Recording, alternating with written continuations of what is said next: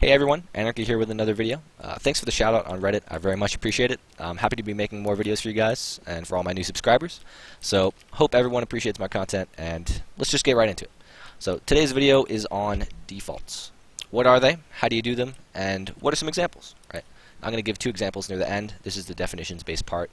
But keep in mind, I'm not a pro, right? And I'm just some dude on the internet with opinions, right? So, take it with a grain of salt and take it for what it is. It's a YouTube video. It's not an in-depth kind of thing. Right?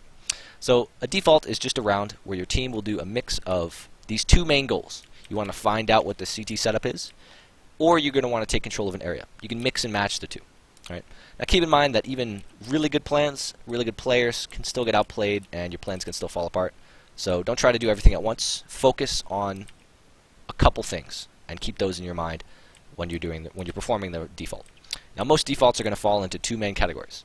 They're either reactionary / information-based, or they're control-based. A reaction-based round involves scouting CT setups and making a call based on that setup, right? You're going to have to rely on your in-game leader. You're going to do some information scouting. Just an example.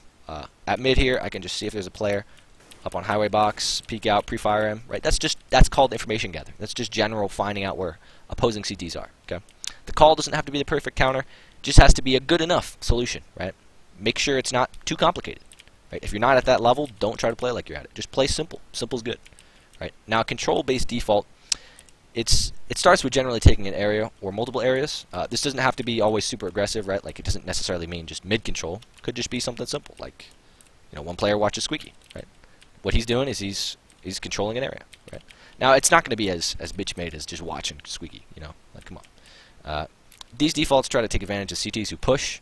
You're going to use like off angles, anti-flash play, smart tactics. That kind of thing. And the main goal of these rounds is to paint a picture. You know exactly what you want to paint. The tough part is the painting itself, right? This kind of default has a clear scenario in mind on how to win the round. But keep in mind, no default is perfect. A reactionary-based default shouldn't plan too far ahead, as you're trying to use information. You're not trying to just make a set plan at the beginning of the round. A control-based default should plan ahead, at least to the site pushing phase of a round, right? You just want to say, okay, maybe we'll just fall into an A execute once this works, right? You don't necessarily need to plan that out. You can just fall upon previous strategies. The goal with those is you're trying to execute a strong plan. Just do something good. Doesn't have to be super smart, doesn't have to counter them, just has to be good, right? You're not really worried about reading your opponent in that case. Right? So both defaults have their kind of merits. You can mix and match them. And just keep in mind, the whole goal of a default is just to achieve a combination of those two goals I talked about. Right? Finding out what CT setups are and taking control of areas. You can mix and match, like I said.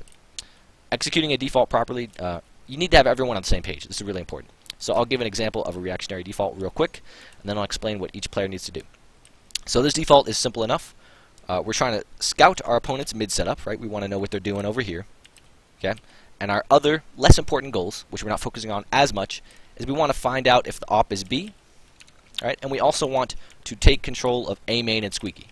Now notice I started with mid, because in my opinion, that's the focus of this round. Right? Everything's based on how the mid is played. So our player with the fastest mid spawn, he's going to rush straight to mid here, and he's going to scout highway box. Right? If he doesn't see anything here, he's going to peek Z, and then he's just going to back up a little bit and hear for footsteps. If he hears a player close mid, that's information he can gain. Right? Now the goal in doing this is to try to use the fast spawn player, because often CT teams will smoke this, right? So we want to just get that scouting out just before that smoke pops, before it can be thrown. Okay? So we're just trying to find out what their mid setup is. If we see this guy, don't necessarily need to fight him. You can give your player some discretion if he wants to, right? But like I said, goal is just to scout before the smoke lands. Now, we're going to have one player towards B, two players towards A main, and one Squeaky. Our B player, he's just going to be chilling here, doing it as he feels, not peeking too deep, right? His goal is just to find out if the op is here, okay? Now there's a big tell that an op is posted up on this super common angle right here. Right? This is a very common op angle. Big tell is no smoke. Very, very often teams will smoke this, and if they don't have an op, they really do want to smoke that. Often B pressure can just be really strong, especially with some mid pressure combined, so often teams will smoke this off. If they don't smoke it, it's likely there's an op there. Right? If this player doesn't see a smoke, make a veteran call, throw a flash, just try to bait that op shot. Once we find out that opper's there, now we know. Right? Now we know. Bam, they're probably not on double op. Simple as that. That's some good information that we can use for a call. Okay. Now the other two players, we're going to be having, like I said, two players A main. They're just going to be taking control of A main, just in a standard kind of round. One player playing here, anti-flash. the other in the back. As a simple setup like I talked about. And we're going to have one player towards Squeaky as well. He's just going to be over here. Okay, simple round. The whole goal is just hold here, hold A main, scout mid, and scout B. That's it. Pretty simple. Okay. Once you get that information, then you respond with a call. Now, let's talk about a control-based default. Now, this default I'm going to talk about is trying to exploit a common rotation behavior that CTs do quite often, and that's a mid player playing towards highway. If he hears pressure A, he's going to pull over. Now, obviously, that's not a wrong decision. It's just something we know that CTs like to do. So we're going to try to take advantage of that, and we're also going to try to take control of A main. And these two goals are going to work hand in hand. Right? If it works, we're going to transition into an A hit, and we're going to use that same setup we talked about before with our two A main players. We're going to have one guy rush towards here, playing anti-flash, one guy in the back, another player towards Squeaky, and the Squeaky player, if he wants to, he can play it loud, as in make noise and make himself known, come over here with a flash, and just make sure no one's here early, or instead, he can just play it quiet, try to bait someone out, etc., etc. Okay?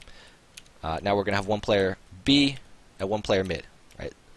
These guys are just going to be watching. They can gather info if they want, like the previous default we talked about, but we really don't want these players to die, because that's not where the main plan is happening. We just want them to watch for pushers. Right?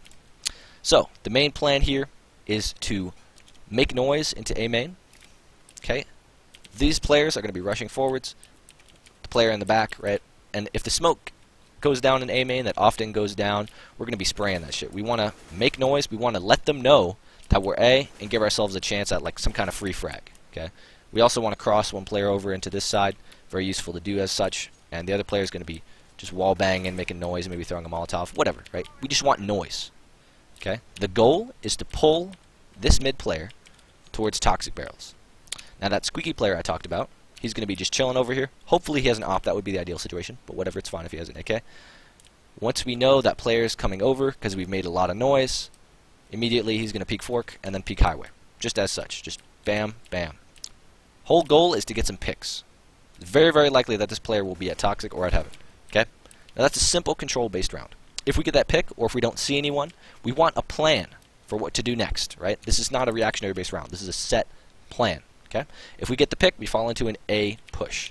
What we're going to do, B player is going to throw nades, right? A good one that I recommend is throwing the B main smoke like this, and then throwing a flash. What we want to do with that is smoke off B main so that the checker players have to stay there, and if we throw a flash towards checker as well, it'll often pressure the players outside of checker, so they won't know whether we're actually coming B and it was just a fake A or just a pick. Right? This player is then going to lurk towards mid, and his whole goal here is just to make sure no one comes up highway. Okay, he also wants to peek up highway box to let his team know if there was one highway box. If there's not, all good. He's just going to transition towards vents or somewhere over here where he can kill rotators.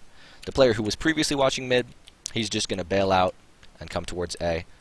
And this is the end of that example. So pretty simple. I know this one was a little bit longer than my other videos, but I thought it was more in depth. But anyways, these are just two simple examples of each kind of default. Hope you all learned something from this video. If you enjoyed it, please leave a like.